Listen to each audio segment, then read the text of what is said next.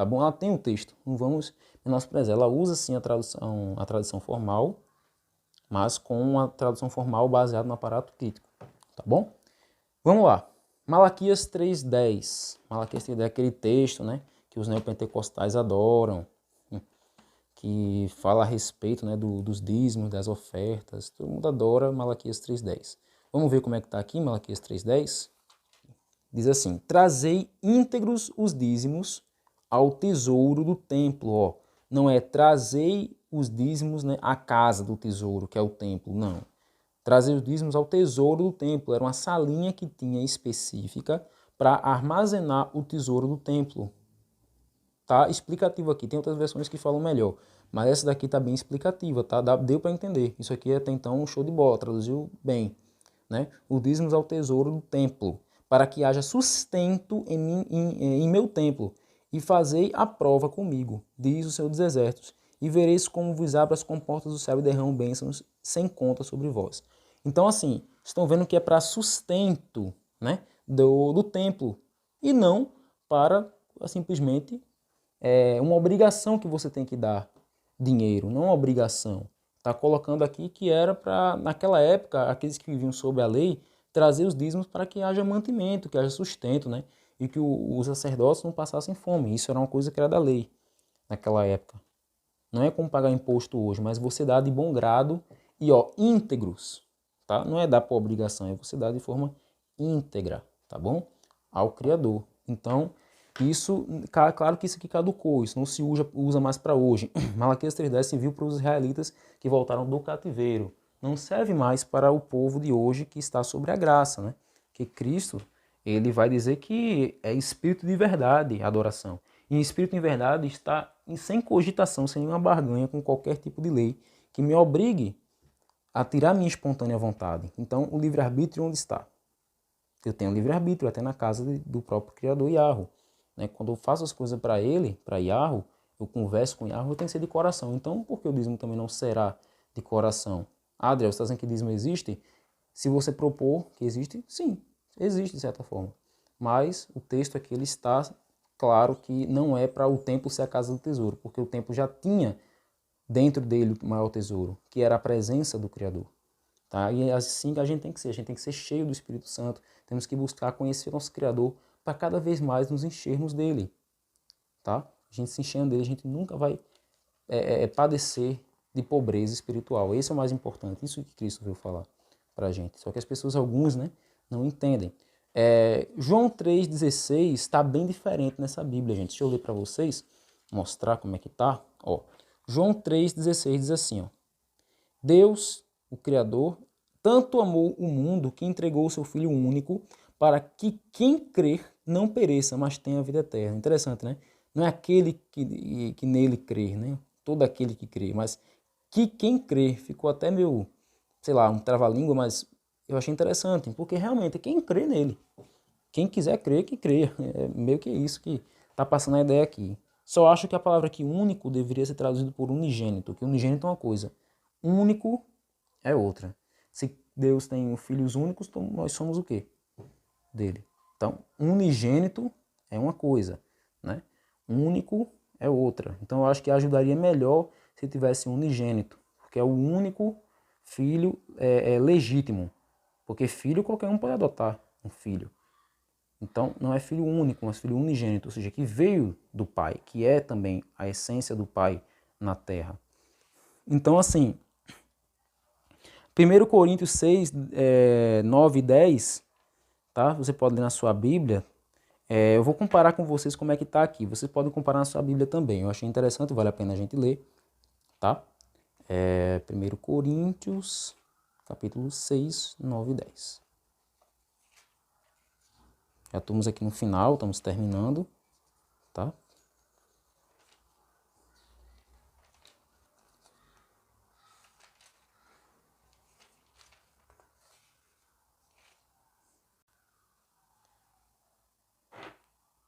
Aqui em 1 Coríntios 6, verso 9 e 10, está assim. Não sabeis que os injustos não herdarão o reino de Deus? Não vos iludais, nem fornicadores, nem idólatras, nem adúlteros, nem efeminados, nem homossexuais, nem ladrões, nem avarentos, nem beberrões, nem caluniadores, nem exploradores herdarão o reino de Deus. Essa tradução aqui está acertada. É justamente isso. A tradução, se você quiser saber em grego como é que tá assim, nem adúlteros, pornóis, efeminados, malacói e inocodai, se eu não me engano. Se não me engano é assim que tá, ou é acenocoites. É uma coisa assim, acenocoides e inocodai. Não estou falando do códice do texto majoritário, tá? Pode estar diferente no dicionário do Strong, que é por onde eu estudo também. Aí eu acho que está aqui acenocoites, né? Então, vai ficar justamente alinhado com a tradução. Eu acho até que o Novo Testamento, nessa Bíblia, é melhor do que o Antigo. Diferente a Bíblia, por exemplo, de Jerusalém. A Bíblia de Jerusalém e a Bíblia Ave Maria, ela vai ter uma linguagem, né, própria do Antigo Testamento melhor do que o Novo. Já essa daqui, ela acertou mais o Novo. Então é por isso que é bom a gente ter várias Bíblias, gente. Olha pra aí. Notas até umas horas. Ó. No Novo Testamento tem nota pra caramba.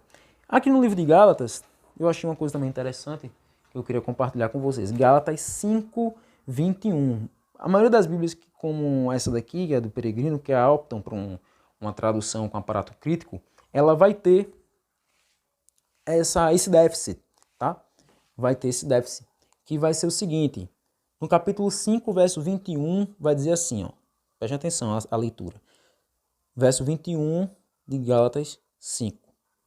Ciúmes, bebedeiras, comilanças e coisas semelhantes, eu vos previno, como já vos preveni, que quem pratica isso não herdará o reino de Deus. Em muitas traduções e nos originais, onde tem ciúme e bebedeiras, tá, e comilanças e coisas semelhantes, pode estar algo relacionado a homicídios, tá, a vingança, e algumas versões ainda acrescentam aqui orgias, essa aqui não acrescentou, mas algumas colocam também orgias, tá? Claro que texto crítico, porque eu não vi isso no texto, por exemplo, da ACF, a Bíblia Almeida Corrigida Fiel. A Almeida Corrigida Fiel, ela não vai ter essa parte, tá? De ciúmes, bebedeiras, não, ela vai estar homicídios, realmente roubar um ou outro, latrocínio, né? E tal, glutonaria, que pode ser também comilança, mas você vê que ele optou aqui para o que o autor quis dizer. Não li a nota, não vou ler para não perder muito tempo, mas basicamente, se você for ler na ACF esse versículo aqui, verso 21 do capítulo 5 de Gálatas, você vai ler com mais exatidão em relação ao texto majoritário, tá bom? Agora, lá em Apocalipse, tá bom? Capítulo 22, verso 14, já o último capítulo da Bíblia, né? Vai dizer assim, pronto, felizes os que lavam suas vestes, pois terão à sua disposição a árvore da vida e entrarão na cidade pelas portas. A maioria das versões que são adeptas, né, do texto majoritário do Antigo Testamento dos apóstolos, o original, vai dizer o seguinte: felizes aqueles que se guardam santos ou puros, né? E aqui lavam suas vestes. Não está tão claro, mas pela alusão a lavar suas vestes é sim uma ideia de purificação. Isso aqui é no caso, uma releitura, né, da tradição judaica, quando se ia-se para o templo. Tinha que se lavar e tal, colocar uma roupa de linho, tinha que estar purificado, né? E para oferecer um sacrifício, alguma coisa desse tipo. Como Cristo ofereceu o sacrifício, a gente tem que continuar santo, né? E aqui ele alude a essa ideia de lavar as suas vestes. Você vê que o Apocalipse, boa parte deles é para os judeus, né? A leitura dele, né, serve para os judeus naquela época, porque João era judeu, o autor do Apocalipse. Então vai servir mais para quem é daquela época lá. Mas é interessante, tanto lavam suas vestes como aqueles que permanecem santos, né, puros, que eles são lavados pelo sangue do Cordeiro, estão de fato purificados. Mas o original está que eles se mantêm puro, né, no Cordeiro, que eles se mantêm puros, tá? Essa é a ideia do original, tá bom? Mas o que essa Bíblia também tem de mais para a gente terminar, né? Já terminamos a parte de leitura, agora vamos falar sobre cronologia, né?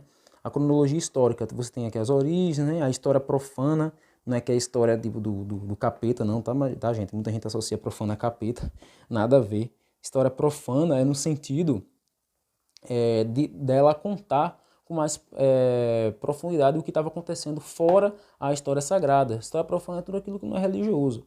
Tá? Na Idade Média, profano não era aquilo que era necessariamente do devil, do demônio, do satanás, mas era boa parte o que não era da igreja, o que não era sacro.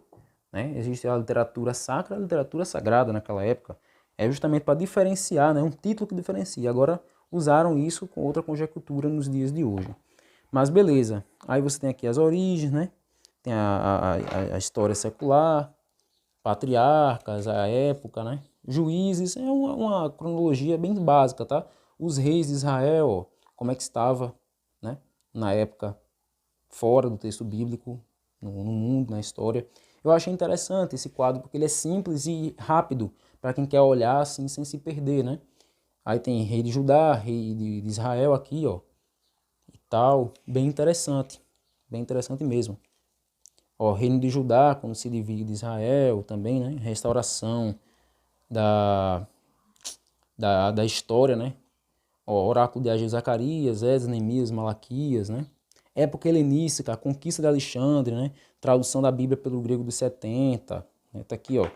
Palestinas submetidas aos Seleucidas, Antíoco, Ben Sirá, que escreve o Eclesiástico. Aqui, ó, os reinados, né? Dos reis gregos que dominaram, profetizados por Daniel. Aqui você tem a época helenística, aqui você tem, ó, a primeira revolta judaica, Judas Macabeu como líder, ó, o templo é recuperado e purificado, Jonatas Macabeu, você tem aqui também Simão Macabeu, desfocou um pouco, pronto, voltou.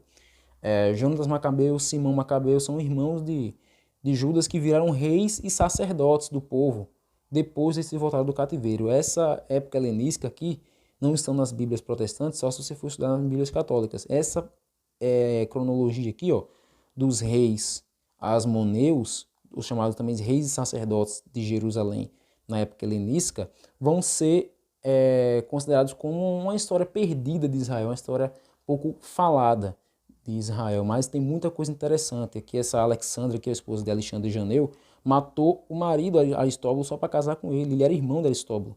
Vê a malícia dessa mulher, gente. Então, ela tudo para assumir o trono lá na frente, né? Então, é uma novela, se você for estudar sobre isso aqui. É muito bem interessante.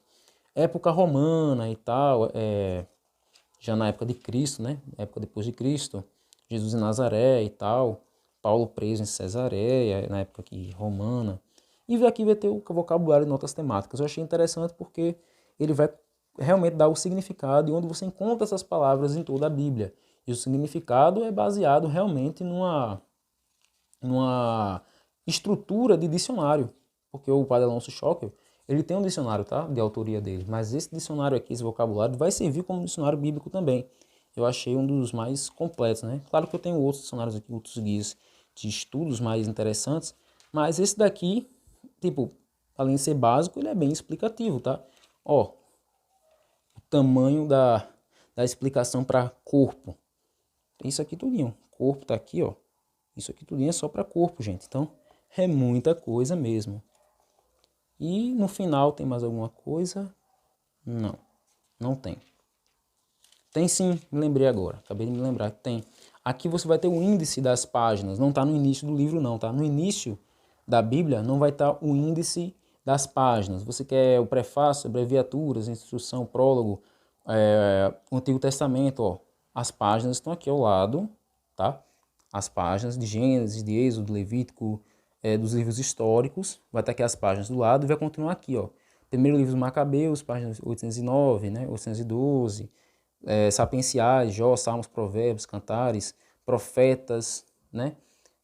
E você aqui, no final, vai ter, depois do Novo Testamento, tá? Ele acaba aqui, com cronologia e vocabulário de notas temáticas, que começa na página 2554, você vai ter os mapas. Mapas do Oriente Médio, mapa do Egito, Península do Sinai, do Êxodo, Reino de Davi, Império de Babilônia, Império Persa, Alexandre Magno na Palestina, Oráculos contra as Nações, Viagem de Paulo. Todos esses mapas aqui vocês vão ter acesso só se guiando pelas páginas aqui do lado, que estão no meio da Bíblia, tá bom? Vocês indo para essas páginas, vocês vão encontrar. Foi assim que eu encontrei aquele de Alexandre da Palestina que eu mostrei para vocês. Então, pessoal, esse foi o vídeo. Eu espero que vocês tenham gostado. Essa é a Bíblia do Peregrino, uma dica que eu dou para vocês. Quem puder encapar ela com a capa plástica, encapem, tá? Porque eu tô mostrando isso aqui para vocês antes de encapar ela, porque eu vou encapá-la ainda. Mas tá errado, né? A gente tá usando assim, que essa tinta, gente, ela é bem sensível, tá? Essa tinta, qualquer coisa, ela pode perder esse brilho dela. Ela é muito bonita, tá bom? Aqui, nessa capa aqui, eu não quero que perca essa capa, porque aqui tá pintado, né, em dourado, os 12 apóstolos. Se você contar, tem 12 apóstolos, tá? Aqui, ao redor de Cristo, que é o próprio Eu Sou. Ele está com as escrituras na mão, porque ele é a palavra, ele é o Eu Sou, ou seja, ele é Deus, ele é o nosso próprio Yahweh, ele é Yeshua HaMashiach, o Messias, o enviado, o ungido, e ele segura um cetro de rei, e ele tem aqui uma auréola, né? Esse formato de cruz, porque ele veio trazer a santidade após sua morte, através do reinado do Criador sobre os homens, porque ele é a palavra, ele é o Eu Sou. Eu achei isso muito interessante, os apóstolos, né, em volta dele, e essa simbologia aqui, tá bom? Então eu espero que é isso, vocês tenham gostado.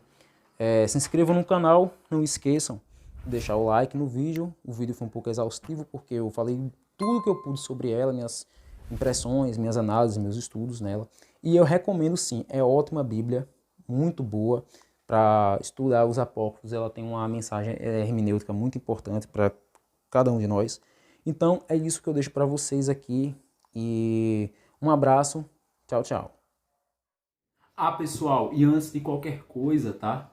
Não só a Bíblia do Peregrino, tá? Foi feito o review hoje, mas também vai ser feito também um review da Bíblia de Jerusalém, tá bom? A Bíblia de Jerusalém. Eu vou fazer um review dela. Eu também a adquiri pela Amazon. Tá tão barata quanto a do Peregrino, tá? Se vocês quiserem, comentem no vídeo se vocês quiserem uma comparação, né? De uma e de outra, tá? Eu posso fazer uma comparação das duas, não tem problema nenhum. Mas vocês me digam o que é que vocês acharam do vídeo, do review, tá? E em breve faremos o review dela também. Eu tenho que conhecer mais ela, né?